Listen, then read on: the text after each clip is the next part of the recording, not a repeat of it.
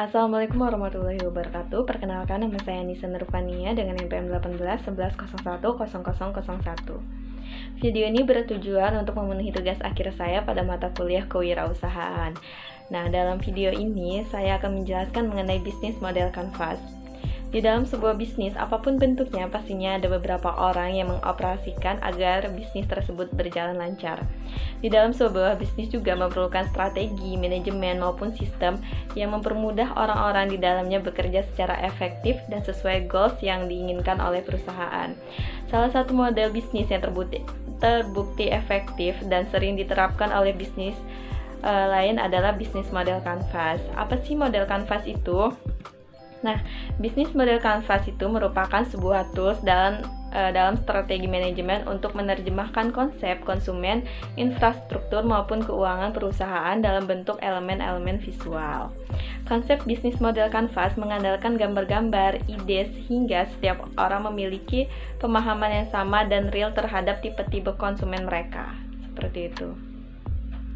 Di sini saya akan menerapkan bisnis model kanvas terhadap ide bisnis yang saya miliki, salah satunya yaitu bisnis butik.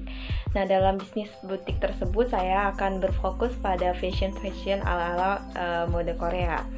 Maka dari itu, butik ini saya beri nama K Fashion Anissa Boutique. Nah, pada dasarnya bisnis model kanvas ini memiliki 9 blok. Yang pertama adalah value proposition. Nah, value proposition adalah blok pertama yang harus diisi apabila kita menggunakan metode overlap. Value proposition sendiri merupakan nilai atau value yang kita tawarkan terhadap pelanggan. Kelebihan dan keunggulan produk kita dibandingkan pesaing adalah hal yang harus dituliskan di value proposition ini. Value proposition pada butik ini yang pertama adalah performance.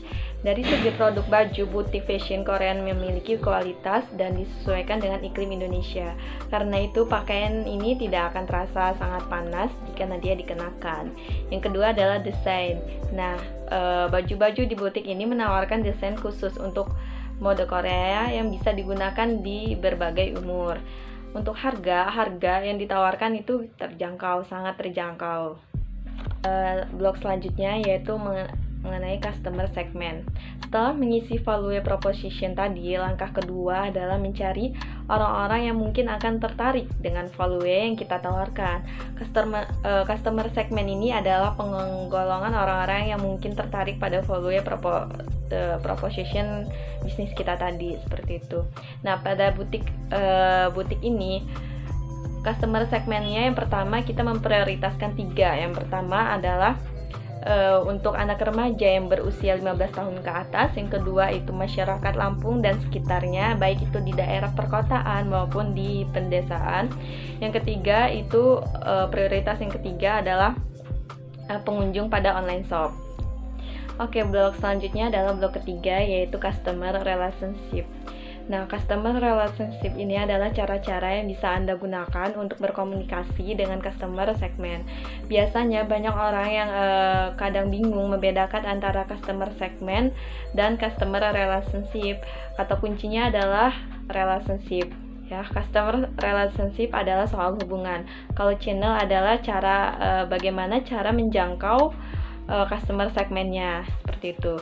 Nah, customer relationship pada butik ini yang pertama adalah transaksional. Nah, pada butik ini bisa beli putus saat transaksi. Kedua adalah long term. Customer dapat melihat media sosial ke fashion butik untuk melihat produk terbarunya. Terus juga automate service. Nah, membuat aplikasi yang dapat menyediakan layanan pemesanan mandiri dan diproses secara otomatis, seperti itu. Nah, selanjutnya juga proses asistense yang mempekerjakan karyawan dengan kualitas yang baik agar dapat melayani customer dengan baik, seperti itu. Selanjutnya adalah blok 4 yaitu channel. Pada dasarnya channel adalah cara menjangkau customer, tidak terbatas pada distribusi, tapi juga hal lainnya untuk menyebabkan bisnis dan customer bisa tersentuh. Nah, pada bisnis ini channel yang diterapkan yang pertama adalah direct, menjangkau customer melalui iklan di media sosial dan situs web belanja online. Yang kedua yaitu awareness, menggunakan sosial media dan internet untuk mempopulerkan produk. Selanjutnya itu customer dapat melakukan transaksi secara langsung ataupun online. Blok selanjutnya yaitu key activity. Nah, pada kolom key activity ini harus diisi dengan kegiatan wajib yang dilakukan oleh perusahaan untuk menghasilkan value proposition tadi yang sudah ditawarkan. Nah, yang dilakukan oleh butik ini yaitu produksinya, yaitu mendesain dan memproduksi baju dengan fashion Korea yang sudah didesain sebelumnya. Blok selanjutnya yaitu adalah key research.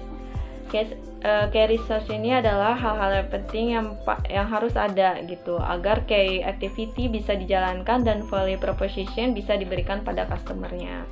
Nah, pada key research yang ada di butik ini, yang pertama adalah physical asset, yaitu mengenai gedung, butik, dan kendaraan. Aset apa yang dimiliki oleh butik ini? Itu adalah gedung dan kendaraan. Yang kedua adalah intelektual, yaitu brandnya. Brand apa yang nanti nama brand apa yang nanti bakal dikeluarin. Yang ketiga adalah human. Human di sini adalah karyawan. Jadi pada butik ini nanti akan mempekerjakan karyawan untuk melayani pelanggan.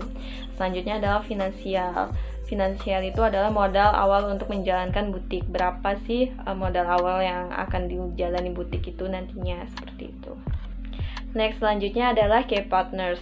Nah, key partners ini adalah pihak-pihak yang nantinya bisa diajak kerjasama dengan tujuan optimization and economy, yaitu motivasi berpartner untuk mengoptimalisasikan alokasi sumber daya dan aktivitas, mengingat sebuah perusahaan tidak perlu memiliki semua sumber daya dan melakukan kegiatannya sendirian. Nah, key partners yang dimiliki oleh butik ini, yang pertama adalah strategic alliance. Jadi butik ini memilih strategic alliance, yaitu bekerja sama dengan perusahaan Jerman untuk menjahitkan produk-produk fashion Anissa butik tersebut. Nah, blok selanjutnya yaitu cost structure. Cost structure ini adalah rincian biaya-biaya terbesar yang harusnya nanti bakal dikeluarkan untuk melakukan key activity dan menghasilkan value proposition. Nah, cost structure yang bakal dikeluarin oleh butik ini yang pertama adalah cost driven. Nah, yaitu biaya dari harga kainnya. Seperti itu, berapa sih harga kainnya, bahan-bahannya. Yang kedua adalah fixed cost, yaitu gaji satu orang karyawannya itu berapa dan ada berapa karyawan nanti yang akan dipekerjakan. Selanjutnya adalah variable cost, yaitu biaya jahit tergantung beberapa baju yang nantinya akan diproduksi dan berapa banyak produk-produk yang nantinya bakal diproduksi, seperti itu. Nah, blok terakhir yaitu adalah revenue stream. Nah, revenue stream ini adalah BMC yang akan kita isi dengan berbagai cara untuk menghasilkan keuntungan dari value proposition tersebut. Nah, bahasa kasarnya itu gimana sih kita bisa dapetin duit atau bisa dapetin uang. Nah, revenue stream dalam butik ini yaitu memilih aset sale, yaitu penjualan baju pada key fashion Anissa butik tersebut.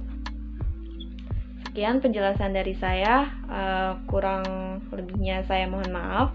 Assalamualaikum warahmatullahi wabarakatuh.